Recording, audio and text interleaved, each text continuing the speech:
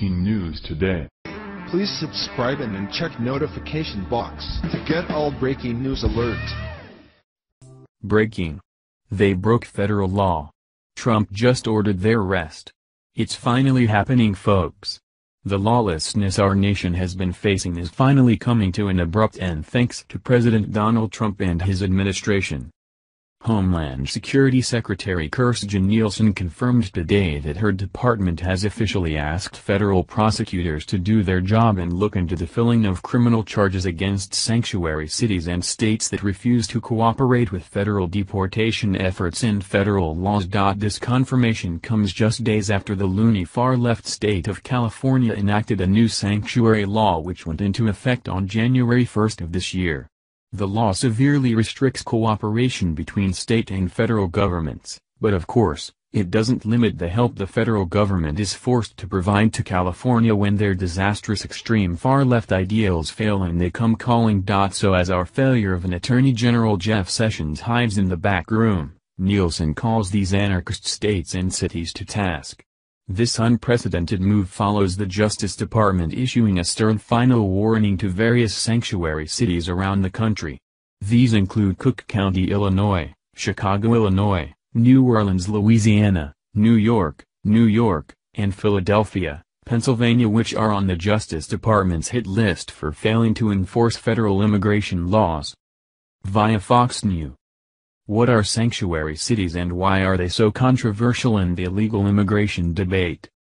As the new year kicked off, California officially became a sanctuary state, a designation that means the nation's most populous state will limit just how much local law enforcement officials will cooperate with federal immigration authorities.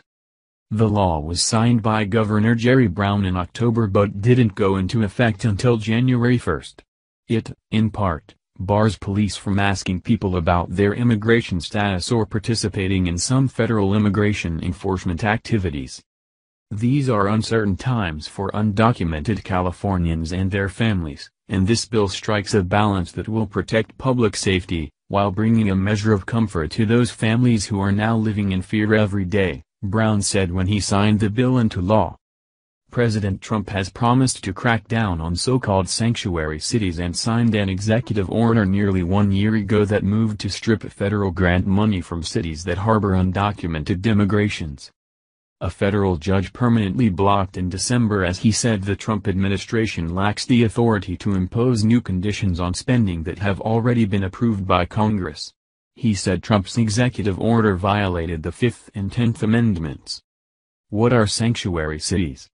While the exact specifications can vary, sanctuary city policies overall limit just how much local law enforcement officials comply with federal immigration authorities.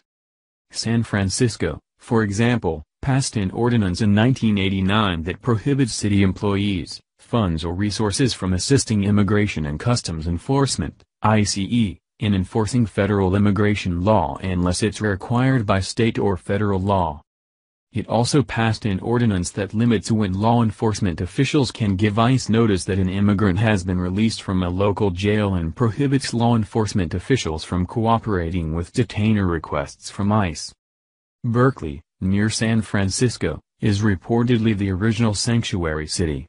It passed a resolution in 1971 that protected sailors who wanted to resist the Vietnam War. It's difficult to nail down a concrete number of just how many cities are considered to be a sanctuary for immigrants. Some cities have an ordinance or policy in place, others do not. Aside from cities, 5 states, California, Oregon, Connecticut, Rhode Island and Vermont, have enacted laws that limit how much police can contribute assistance to federal immigration agents, according to the New York Times. The Immigrant Legal Resource Center, ILRC, argues that counties, not just cities, should establish sanctuary policies for undocumented immigrants. How are they viewed? The debate about sanctuary cities intensified in July 2015 when Katie Steinle, 32, was killed as she strolled along the San Francisco waterfront with her father. Steinle was fatally shot by a man with a criminal record who had slipped into the U.S. multiple times illegally. A California jury acquitted the man accused of shooting Steinle of the more serious charges, including murder, involuntary manslaughter and assault with a deadly weapon.